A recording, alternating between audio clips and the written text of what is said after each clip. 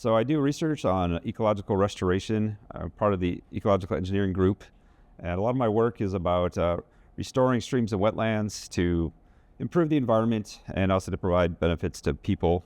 And so I've done a lot of work in the past on more on rivers and looking at sediment and other pollution in the rivers and ways to clean that up through restoration and management.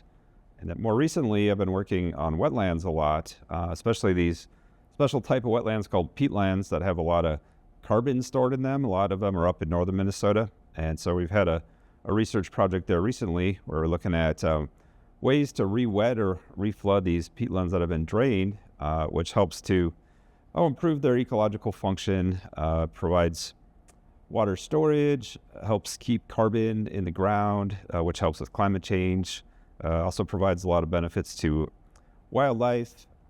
Related to all that, we have these experimental wetlands, which are on the backside of campus out near our farm campus. And we have 30 kind of mini wetlands in tanks that are kind of the size of bathtubs buried in the ground. And so those enable us to manipulate variables like water level, soil type or peat type.